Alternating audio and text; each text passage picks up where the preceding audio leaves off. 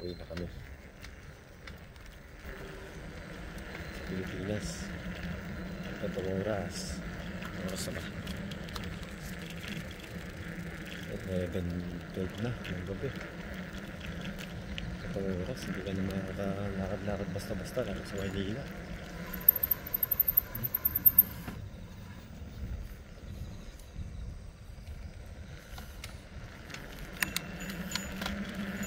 Wala.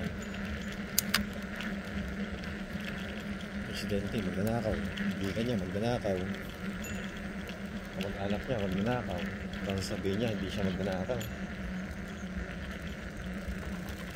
Mga ninakaw lang ngayon eh. Napakalaking pera naman. Kung yung mahirap na daanan na hindi kinalsada, eh yun sana yung ginagawa nila, hindi yung kalsada na sisirain pa nila.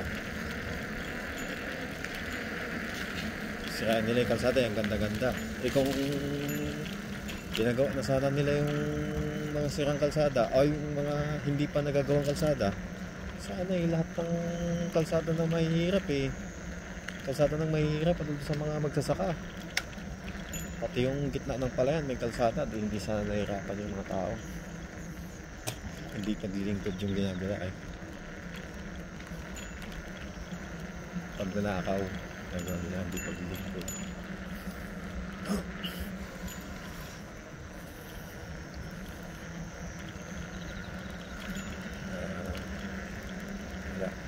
Titisan na lang talaga natin yan hanggang sa matapos yung 6 na taon niya, 3 taon pa siya.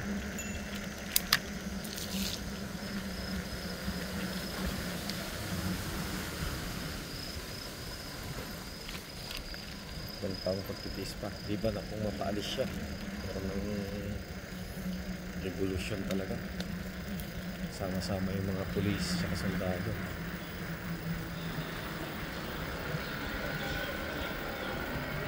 Magnanakaw, tapos yung kaibigan niya magnanakaw.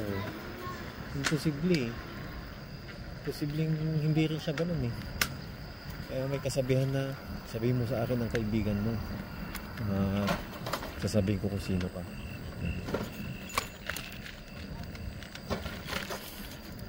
Kaibigan niya masamang tao, tapos hindi siya lang yung posibleng magsama yung tubig tsaka langis o yung dilim tsaka liwanag. Kaya nagsama yung pagdating ng dilim, mawawala yung liwanag. Pagdating ng liwanag, mawawala yung dilim. Hindi sila pwedeng sabay.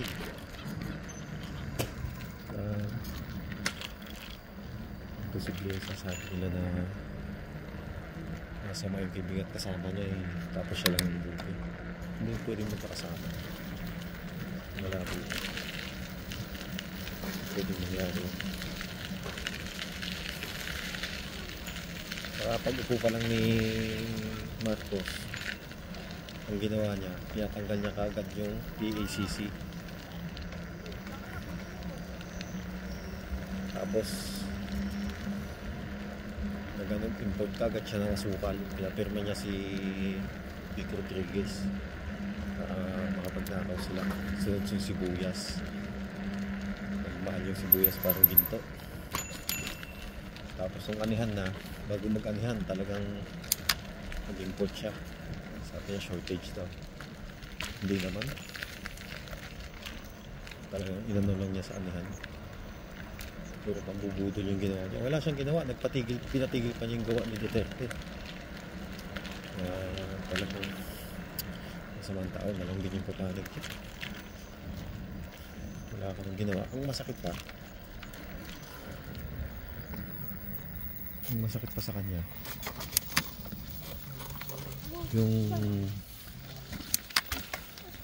저기 내려. 저기 하이 내려. 후렴 내려.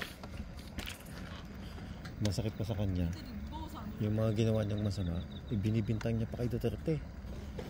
Ang ipinakulong niya si Duterte. Ano kasamang tao yun? Kasi kung ikaw yung nagnakaw, ikaw yung gumawa ng masama, tapos iba yung magsasakripisyo, dubling kasamaan mo.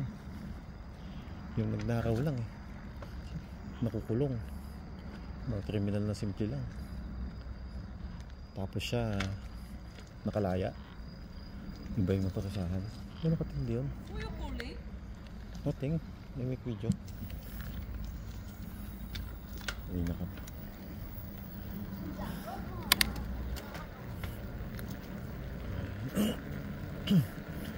Napakasakit.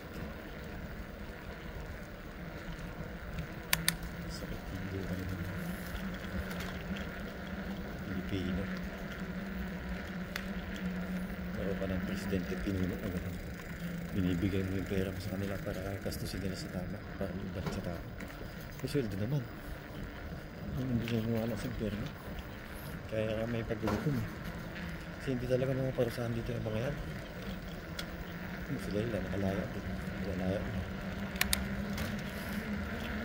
At ang masasama, may kakampi niya. Yung mabubuti tiyatanggal niya, yung mga galing. Yung gustong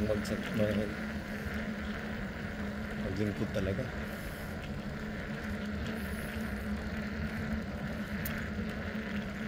Wala, hindi ako kapagsalita. First time kong gumawa ng sariling video. Hindi ako sanay magsalita. Huwag na kami. 앉아 있다 Ano to? 나 Time ulit.